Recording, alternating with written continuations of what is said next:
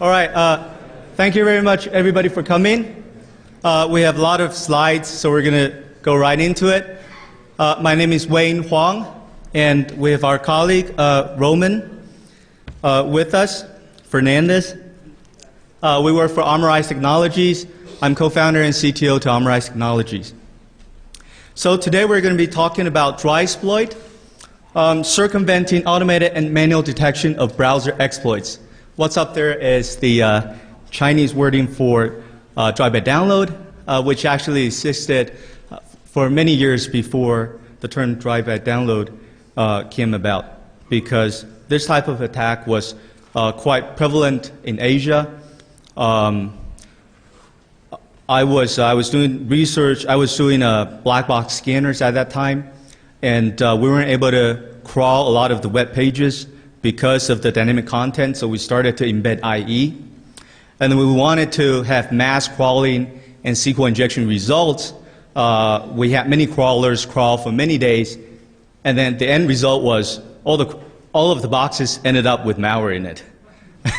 We're like, oh my gosh, so what happened? So actually, we submitted a paper to the WWW conference in 2002. In the paper, we described how we embedded IE, and because we had to embed IE, we had to sandbox IE in order to prevent these exploits from attacking our IE.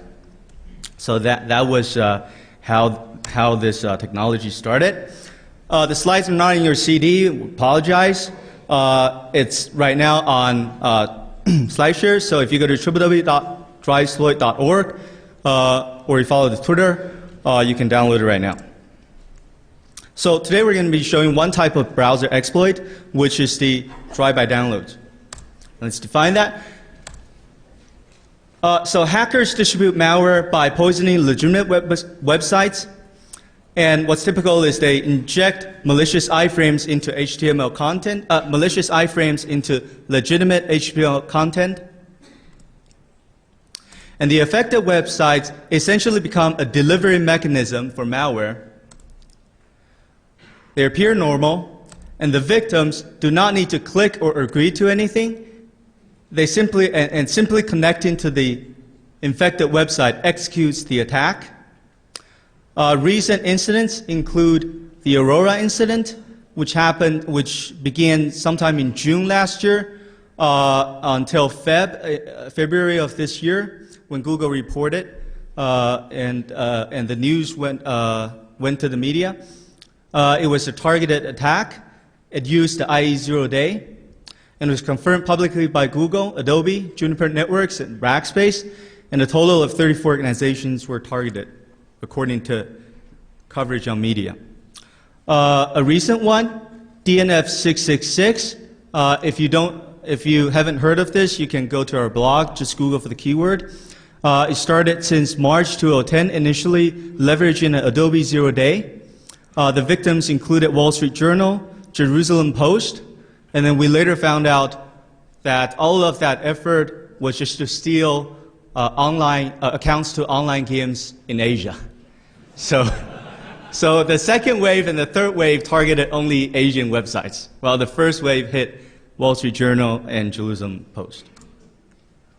And it happened to CNN, GameSpot, US Treasury, Sony PlayStation, Washington Post in the past.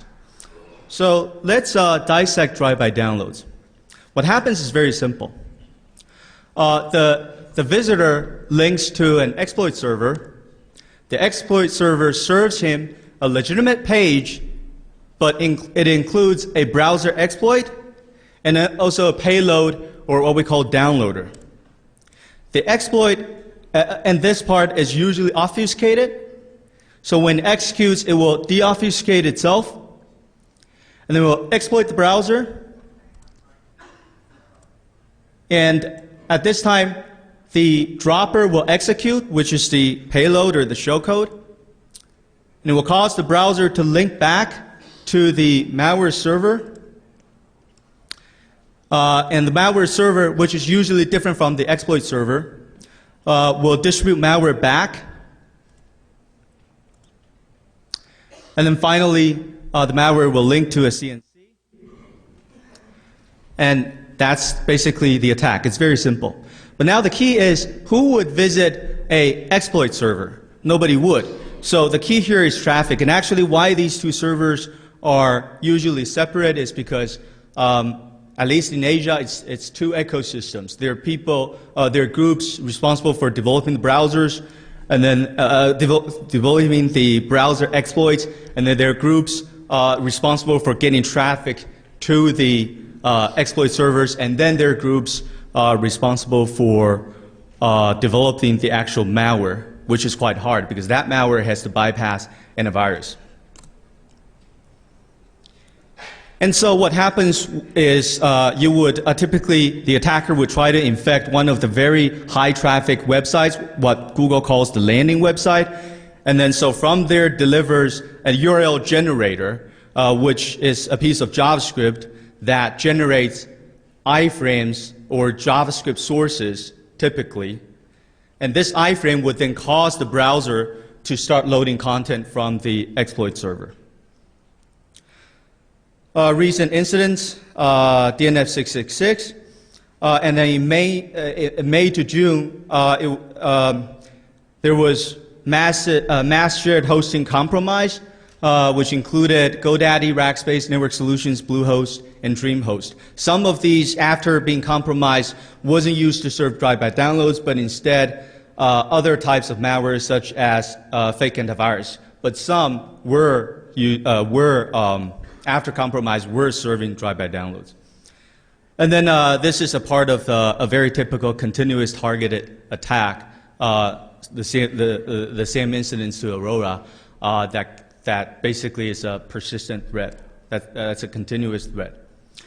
And when this happens nowadays, it's very easy. It's very hard to remove because a lot of times the URL generator is inserted not into just a plain PHP file, but it would disguise itself as a legitimate WordPress or Joomla file, or it would insert itself into a WordPress store procedure or a Joomla somewhere in the Joomla database.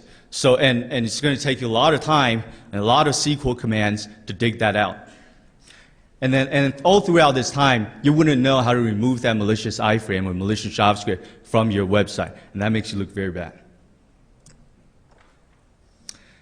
And that was all we've talked about so far is only one type of malicious JavaScript injection, and that is when they physically tamper your data. Another type is when they don't physically tamper your data. Typically, what happened for many years in the past in Asia is attacks coupled with ARP spoofing. So, for example, the ZXARPS tool is very, very mature, very robust. If the attacker is able to compromise other machines on the same lane segment as your web server, they may not choose to infect the web server directly because it then is very easy for you to find the injection and fix it. They would compromise another machine that can do ARP spoofing and then would use a tool like ZXARPS to act as man in the middle, and then it would become the man in the middle, and then it would just basically be passing traffic through, but for every HTTP response that it gets from the server, it would inject a malicious script or iframe and then pass it back. So in that case, you think your visitors tell you that your website's compromised, you go in, you dig the database, you dig the files, you don't find anything, well, because they haven't tampered anything. In March 2009, what happened was websites like tw.msn.com and taiwan.cnet.com and other sites was attacked and embedded with malicious content. And down there you can see a Cisco advisory regarding it. The incident lasted a total of 12 days before it was totally contained, because what happened, as we figured out, was the injection was in the middle of the route. So it wasn't on the lane, it wasn't on the web server itself, but it was on one vendor's equipment that was a Layer 4.7 equipment in the middle of the route that was compromised and that was used to inject the iframes. So this is the second type of this type of attack. So now we're going to do a live demo using dig, using a persistent cross-site scripting vulnerability in dig. They have fixed this vulnerability already, but our link is still there. So let's go to dig first. Firefox, where are you?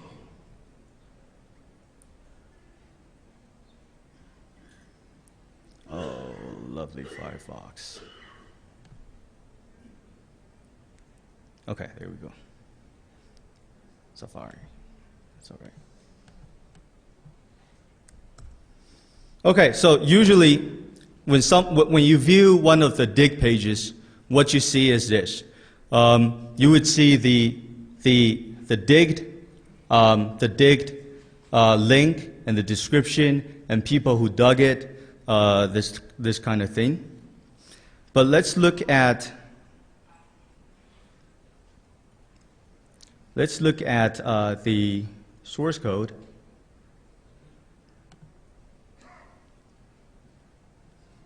Oh, jeez.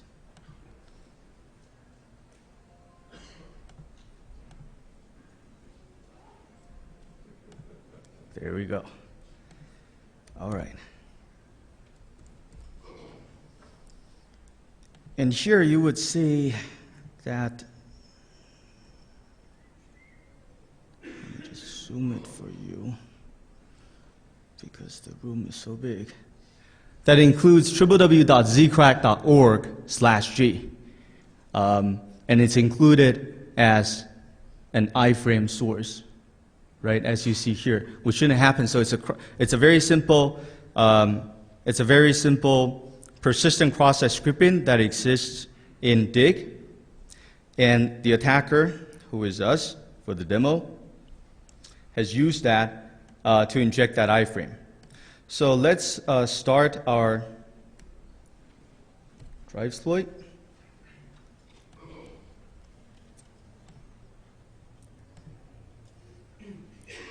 Okay.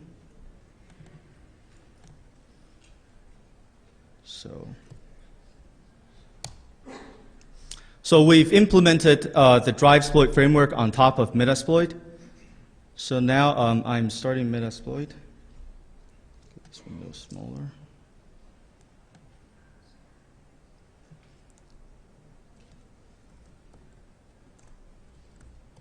And let's,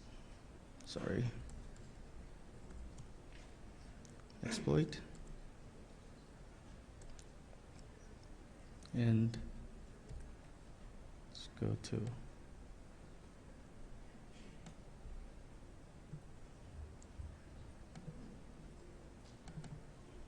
the victim machine.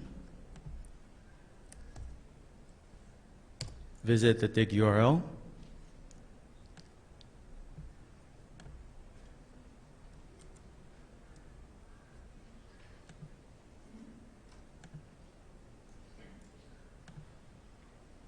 Okay, so as you can see, Metasploit serving, and we've chosen to use Meterpreter as the payload.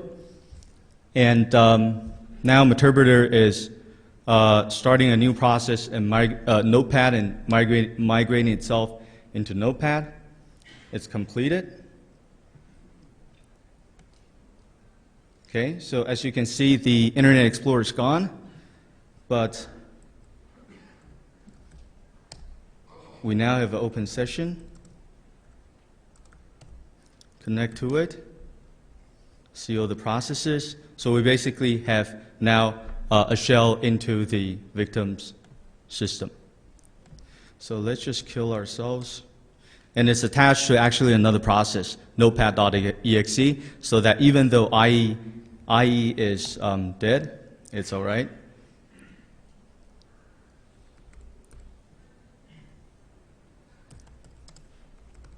So I'll kill myself.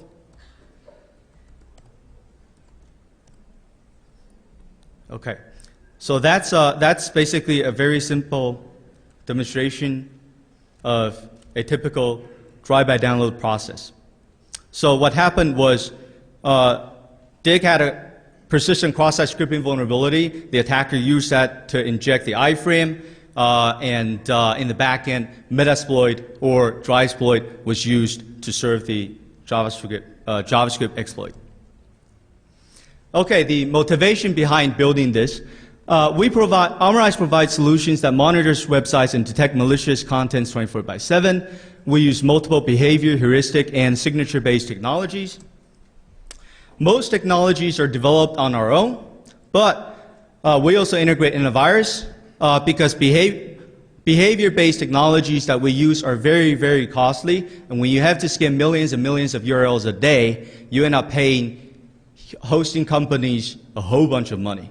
So we started a while back looking if we can find some antivirus solutions that can be coupled with our behavior analysis. But they're very, very expensive. And so we spent a lot of time testing our own technologies and also selecting antivirus technologies. And the key is the key to this type of testing is how good are we and them at detecting new drive-by downloads instead of old ones. But how do you get new drive-by downloads that don't exist? That's the problem. So we ended up getting the old exploits and then mutating them by hand to generate new exploits, and then testing out all these antivirus technologies in our own.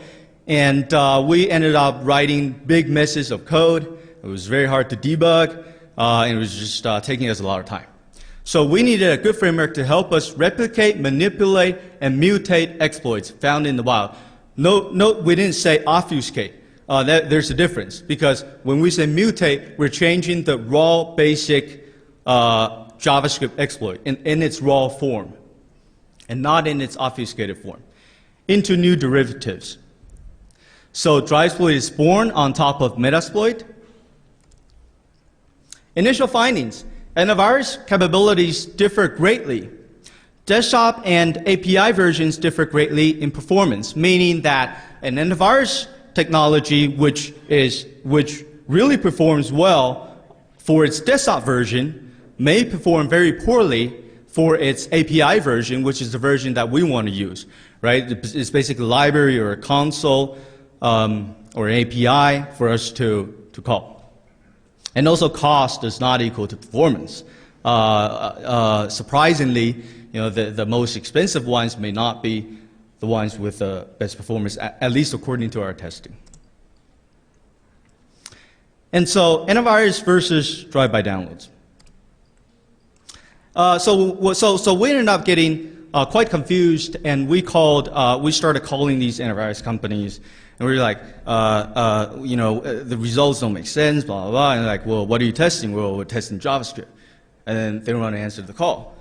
And we call again, and well, we're testing JavaScript.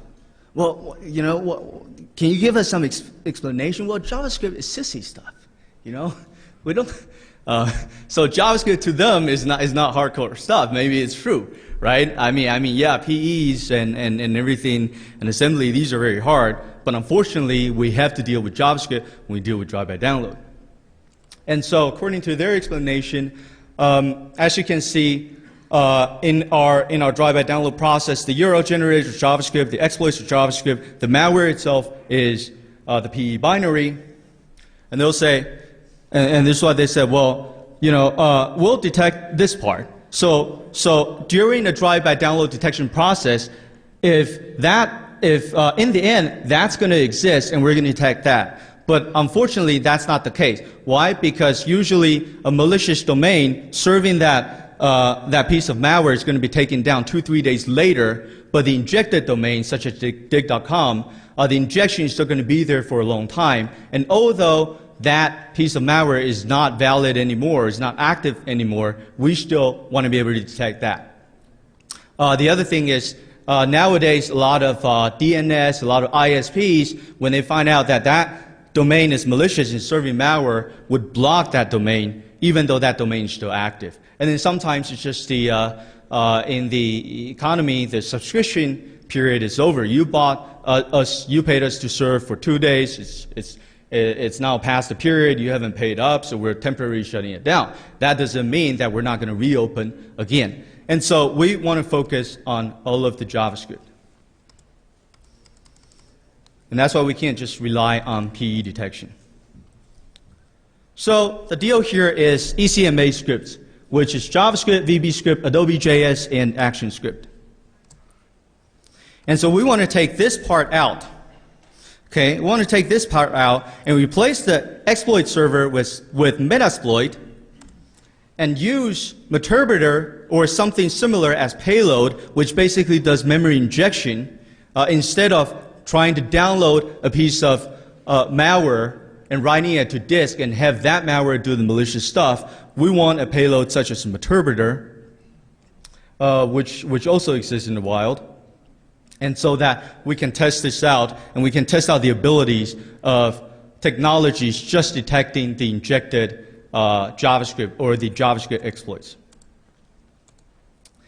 So drive-by downloads, what do they want to do? They want to avoid detection at the victim's desktop. They also want to avoid detection by UTM's gateways. And they also want to avoid detection by automated monitors, which are services like those that we provide, or live for as long, and they basically want to live for as long as possible. So, conclusion. What are you going to do? First, reduce exposure. And you do that by selectively. Serve selectively. For example, you can serve only to each IP only once. You log the IP that you've served to. Because if the visitor visits you for the first time and your exploit doesn't succeed, forget about it, right? But don't serve to him the second time because he might be somebody working at an antivirus company. Avoid detection and analysis. Then you got to mutate well. So Drivesploit basically is trying to mimic these two goals of drive-by downloads. Serve selectively. So at the HTTP level, this is what we implemented into Drivesploit. Serve only to fresh IPs. Serve only to particular referrers. This happened to the Gumbler mass SQL injection that happened in Japan.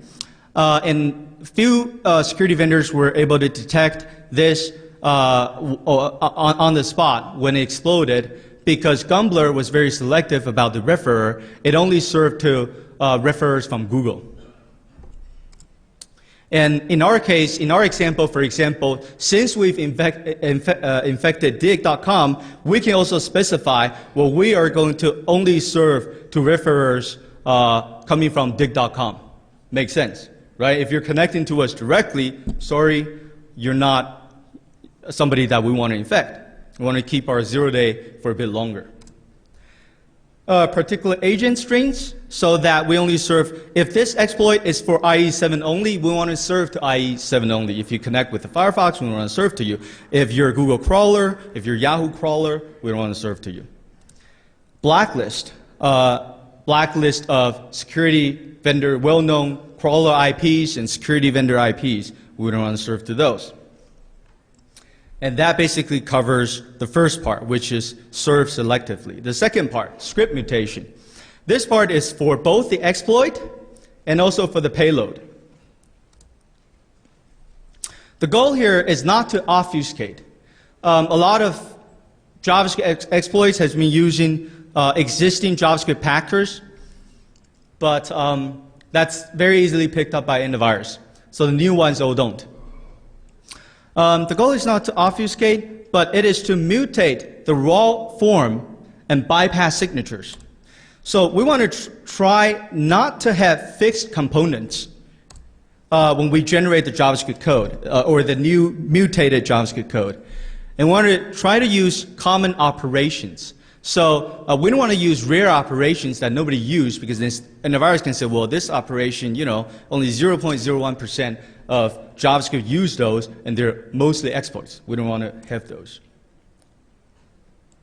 So this is basically what makes up of a JavaScript exploit. There's a shellcode, there's the memory correction part, heap spray, and trigger. This is how a piece of shellcode looks like. Basically, just a very long list of strings, which converts to bytes.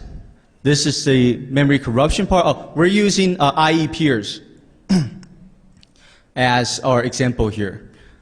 Memory corruption part, and we're using the exploit that's provided by Metasploit for IE peers vulnerability.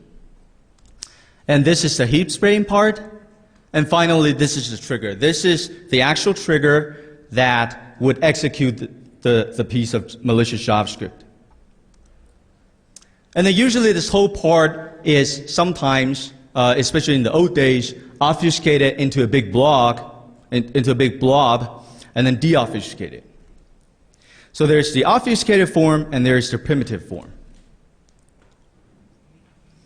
as we've mentioned in a previous slide. And so you would start with the trigger, and the trigger would then cause the deobfuscator to deobfuscate the blob, and then execute the the heap spray and then the memory corruption. So with this entire part, the primitive or raw form, we want to mutate, and then for the triggering part, we want to prevent in case we are inside a sandboxed or detection environment. So we want to know if we're inside a sandboxed environment, then we want to prevent ourselves from executing anything. So mutation features implemented so far. We've implemented 5 main features so far.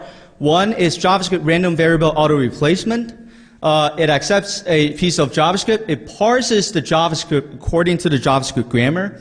It identifies all names, including variable names and function names, and it auto replaces those variable names and function names with random names. There is already a class in Metasploit called obfuscate.js that does similar things, but you have to identify all the names yourself for it, which is very error prone in our testing process because sometimes we just miss some variables or function names. And also when we do that, it just creates a big mess. So we want to have one function call and say, this is a piece of JavaScript. We place all the variable names and function names with random variables of our definition. We want every random variable to be of 4 to 10 characters in length.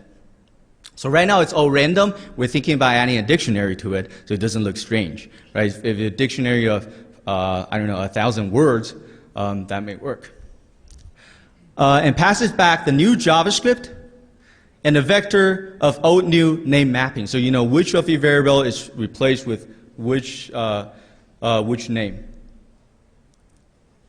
And this is how you actually use it in Drivesploit. The second one is very, very commonly used. It's called JavaScript concat string obfuscation. So this is how you use it. Basically, you call it, and you give it a piece of string, which can be the shellcode. And this is Metasploit, as you know, has a lot of encoders already. But when you're putting shellcode inside JavaScript, you have a lot of ways to further obfuscate that piece of shellcode because you can execute JavaScript. So this is a very commonly used but very effective algorithm, and that is I give you a piece of JavaScript, a piece of shellcode, and then you split the strings, and then you generate JavaScript that add the strings back and pass me back the JavaScript. So I'll show you how this works. This, for example, is our shellcode string. We would randomly chop it according to how you want us to chop it. So, for example, chop every 4 to 8 characters. And we randomly chop it into segments. We would then assign the segments to variables, okay, to layer 1 variables, and then we would scramble these assignments so that they look like this.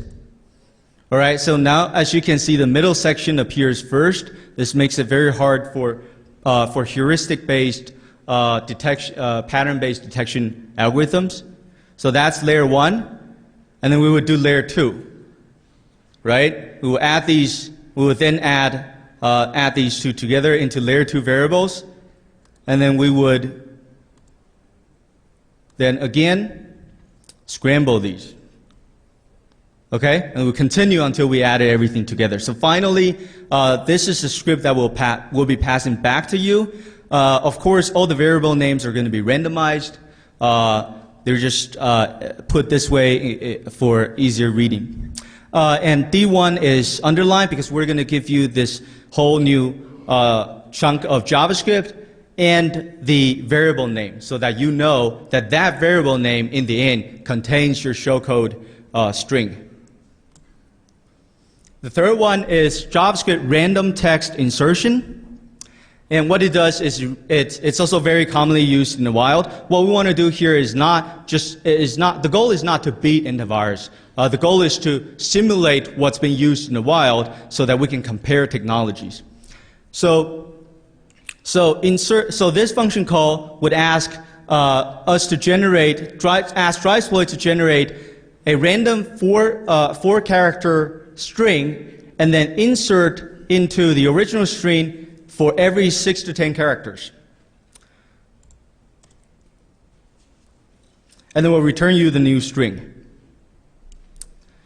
And number 4 is numeric literal mutation. A lot of times JavaScript antivirus is sampled by these fixed numeric literals. And so we'll have a function that's a slash space. So basically, you pass us a numeric literal or a hex code, and we would then randomly generate a computation that computes back to this hex code or byte, to this byte, right? So that your JavaScript, every time you serve to a new visitor, your JavaScript is going to look different every time. Well, that's basically what happens in the wild, so we want to simulate that. And so before, your JavaScript code would look like something like this, the line above. Now your JavaScript looks something like the line below.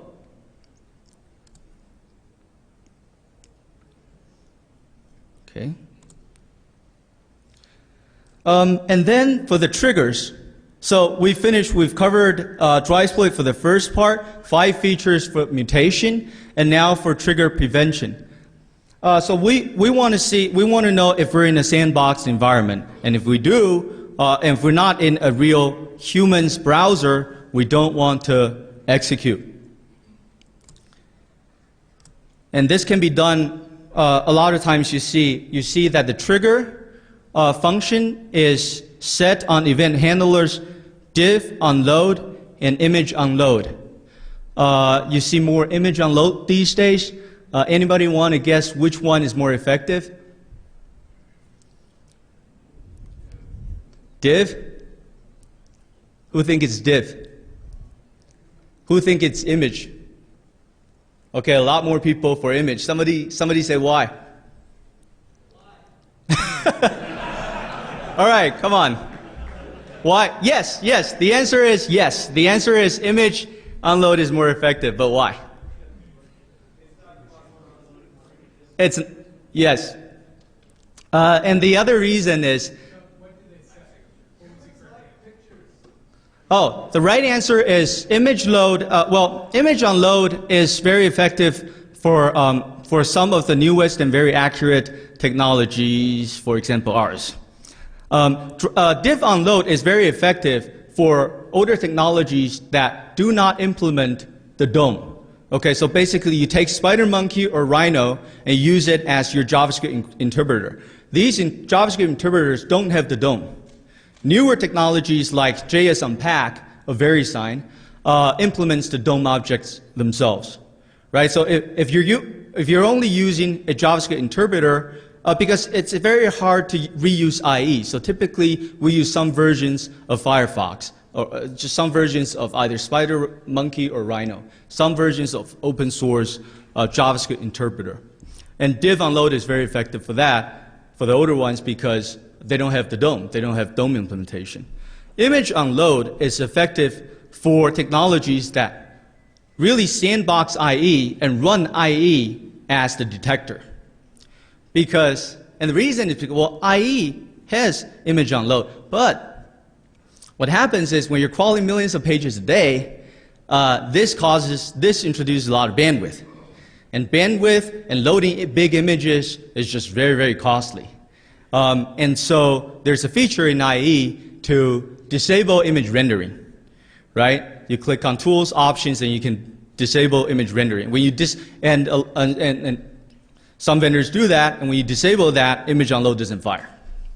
Okay, so they pretty much figured out what these detectors are, what these detectors are doing to detect them. A third one is also very commonly used. It's just some do-while loop, some arbitrary do-while loop. But if you see here, what's here is in a do-while, there's an extra semicolon, which is actually a grammatic error. But IE is so smart that it can recover from that and continue, while SpiderMonkey or Firefox just throws an exception. So if you're using some versions of SpiderMonkey, it would throw an exception and then it wouldn't execute.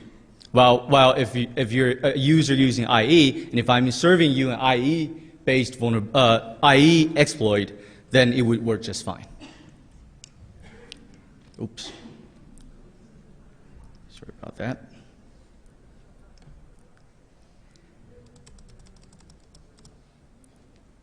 Okay, so we implemented some of these, and then we tested it out.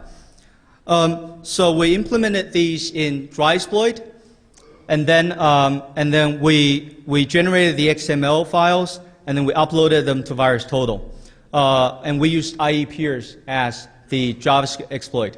The plain IE peers on VirusTotal hit 17 detections.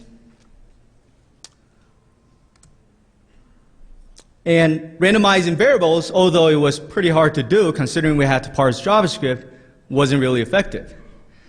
So in Taiwanese, we call this bo cai. It means too bad for us. When we used random text injection into the shellcode itself, we brought this down to 13. So from 17 to 13, which is good. When we use random variables plus string shellcode string injection plus concatenation, meaning splitting it up, we ended up with 11 out of 42. So from 17 down to 11. So at this point, we pretty much thought that since we reduced 6 of them, we pretty much thought that roughly 6 of these antivirus detectors were based on the shellcode itself. Okay, so when we completely scrambled the shellcode, we only bypassed 6 of them, while the others was also sampling the rest part of the JavaScript, which included the memory corruption part and the heap spray part and the trigger part. And so when we used concatenation of shellcode plus the rest of the code, it came down to 1 out of 62, which was very good. Oh, which one? It's down here. It happens to be down here, so it happens to be down here. And this one, to be honest, is very good. Okay?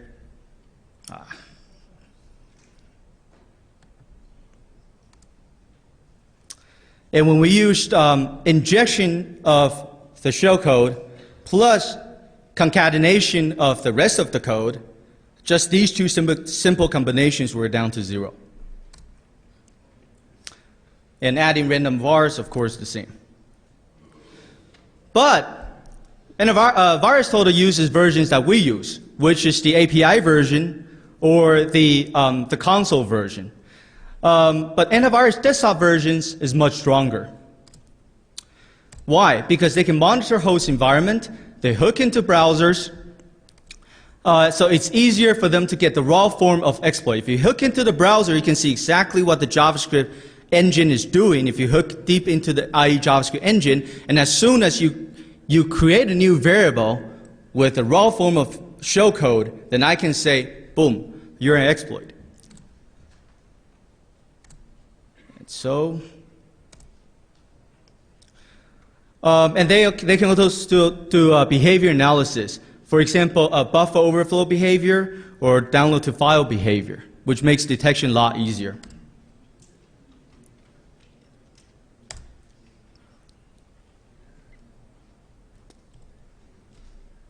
Okay, so this is the result of our limited testing of Drivesploit against these antivirus. We listed out, we abbreviated, you can guess. We tried out the big ones.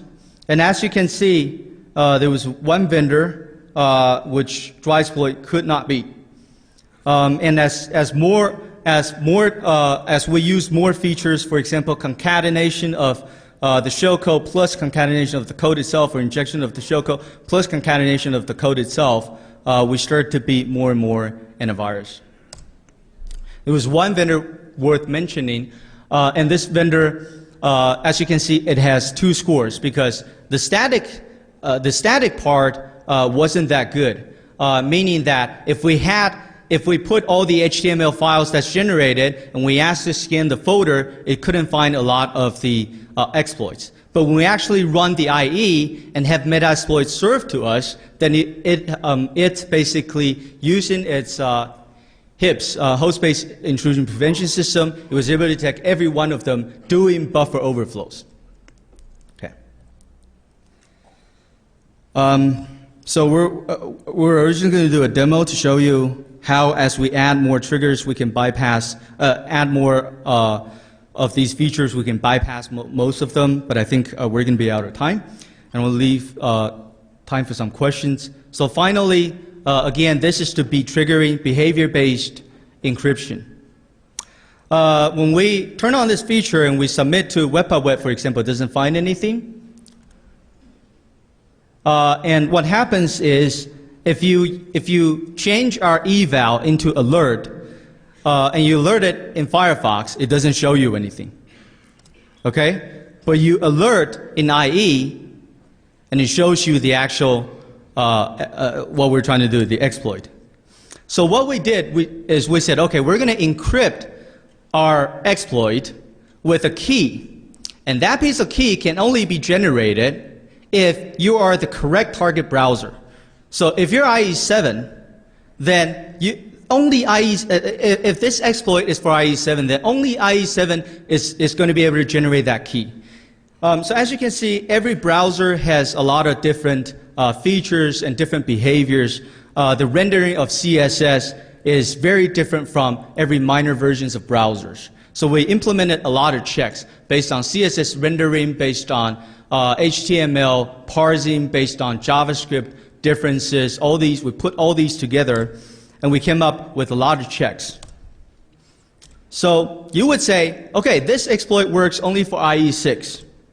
Give me an encrypted version of my JavaScript exploit, and give me JavaScript to generate the decoding key.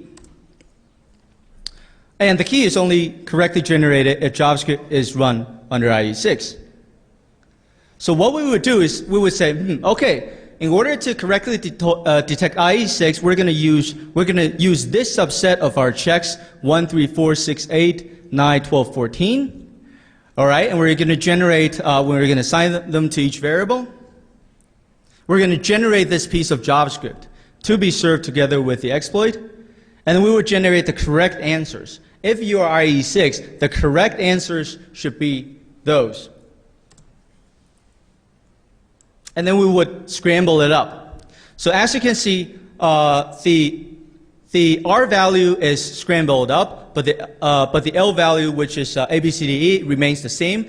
And that effectively scrambles up the bits, the correct bits. Which means, although we're serving to a lot of IE6, we're generating a one-time key for every browser. So it's not like IE6 always has the same key, right? Because of this randomization.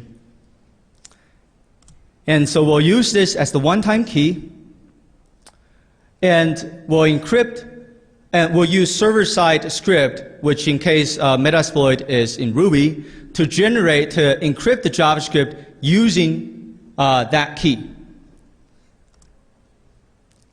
And then we'll generate this piece of decoding JavaScript. Of course, all the variables are, again, going to be randomized. And so this effectively is very, very effective right now against most behavior-based technologies, because unless you're running the exact version of IE or operating system or what have you, then you're not going to be able to decode this piece of JavaScript. So, conclusion, why is it so hard for antivirus? Because antivirus is designed to install on desktops and notebooks. So desktop and notebooks have very complicated behaviors, strict resource complaints, and therefore AVs and gateway vendors rely on signature-based technology that has to be lightweight and accurate. But JavaScript, especially drive-by downloads, are just indisposable JavaScript. They're generated every time that they're served. Disposable PDF script, disposable ECMA scripts, basically. And JavaScript packing is the norm. So you can't say every time you see a packed JavaScript, you're seeing something malicious, because people love to pack their JavaScript because they don't want their source code to be taken sometimes. Google has JavaScript Packer, Yahoo has a JavaScript Packer, and Bing AdWords that everybody uses. And so it's very hard to just use heuristics and say, packed JavaScript is malicious JavaScript. Okay, how about behavior-based, such as Honey Client, Sandbox, SpiderMonkey, Rhino, JSONPack, Web, Python Honey Client? Well, use VBScript, for example, is an effective way. We haven't demoed it here. Don't serve to detectors. We demoed this part.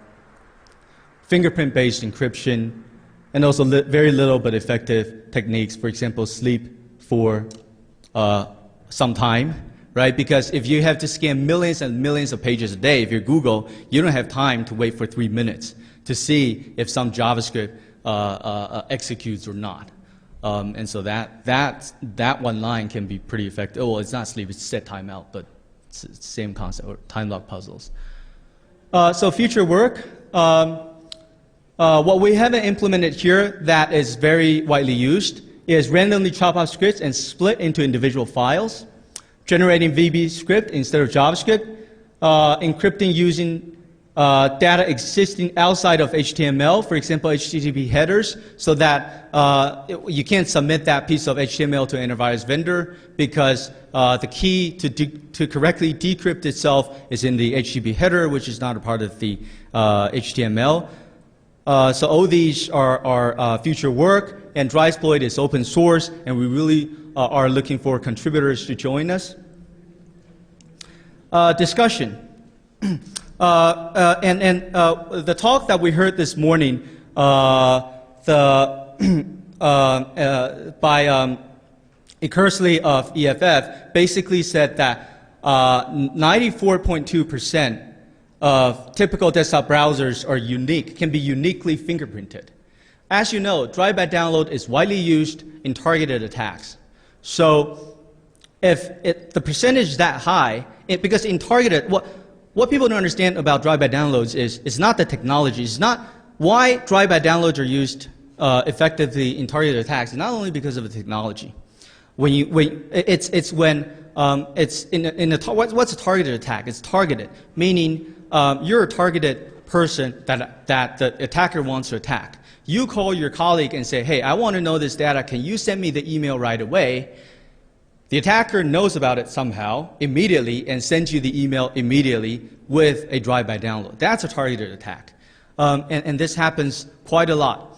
And so in a targeted attack, this actually can be used, because you should have enough knowledge about your target to know what his browser is, and then you can encrypt your exploit so that that very few browsers other than his browser in his environment can decode your piece of JavaScript. And that ends the talk. I'm sorry we're out of time for questions, but I'll be here to answer your questions. Thank you.